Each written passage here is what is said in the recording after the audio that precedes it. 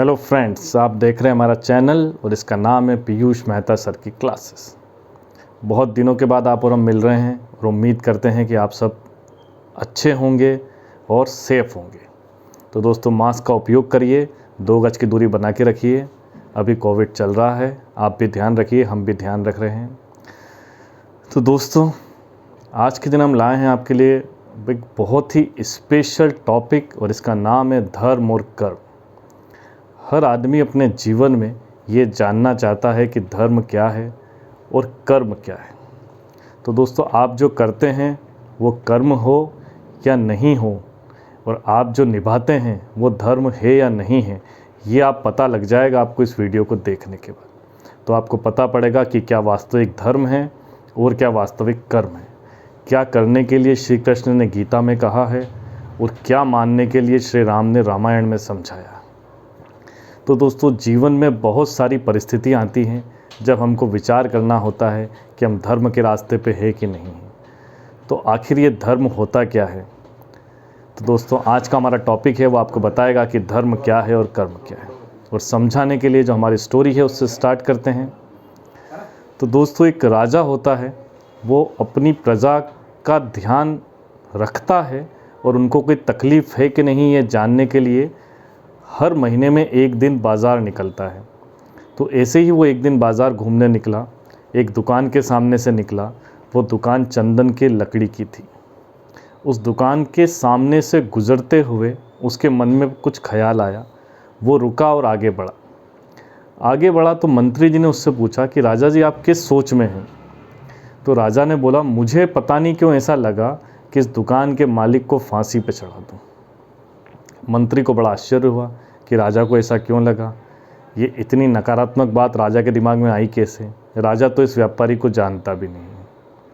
ठीक है, मंत्री ने उस समय कुछ नहीं कहा, लेकिन फिर भी मंत्री ने जानने की कोशिश करी कि राजा के मन में ख्याल आया तो आया क्यों।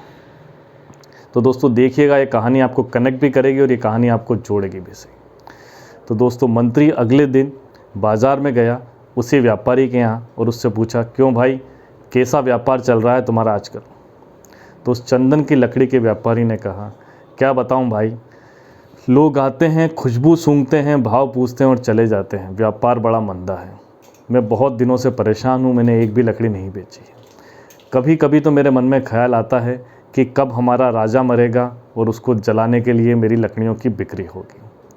अब मंत्री समझ जाता है कि राजा के मन में वो ख्याल क्यों आया। वो उस व्यापारी से कहता है, मुझे 2 लकड़ी चाहिए, अपने दोस्त को तोहफे में देनी है, जो सबसे अच्छी लकड़ी हो वो निकाल के दे दो। तो व्यापारी बड़ा खुश होता है, उसको लगता है कि आज व्यापार होगा। वो 2 अच्छी लकड़ी निकाल के देता है।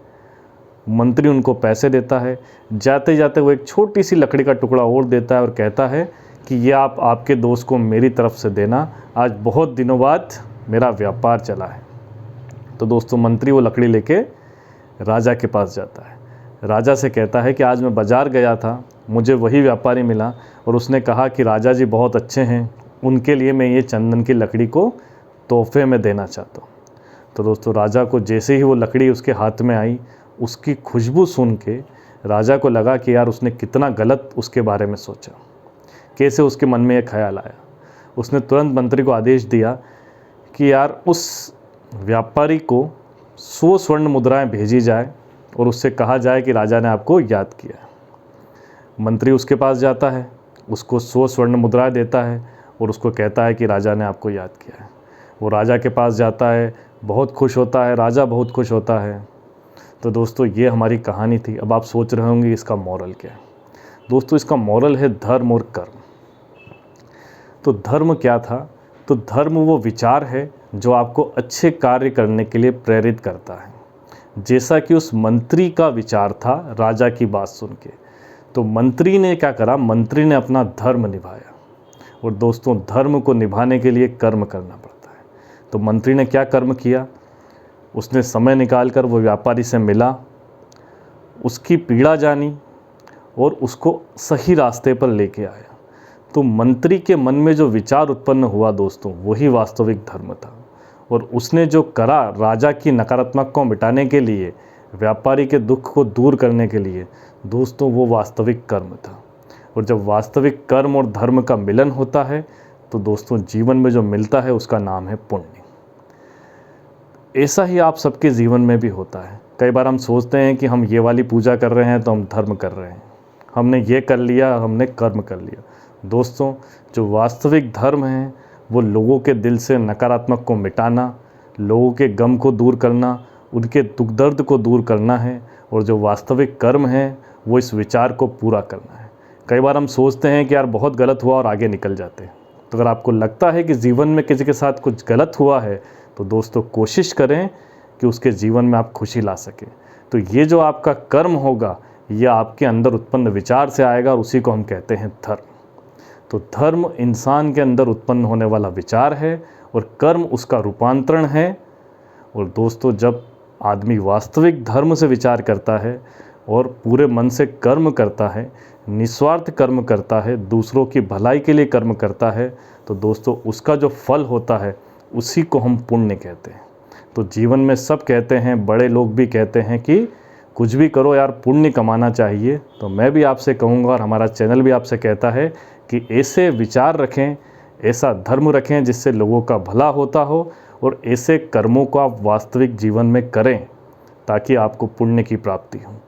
सो फ्रेंड्स, अगर आपको हमारा मॉरल समझ में आया हो, हमारी बात समझ में आई हो, तो आज से आप वास्तविक धर्म का विचार करें, वास्तविक कर्म का विचार करें और जीवन में आगे बढ़ें। सफलता भी आपको मिलेगी, खुशी भी आपको मिलेगी और जीवन में आपको एक सुकून भी मिलेगा। और वो सुकून तभी मिलेगा जब जीवन में आप किसी का भला करते हैं।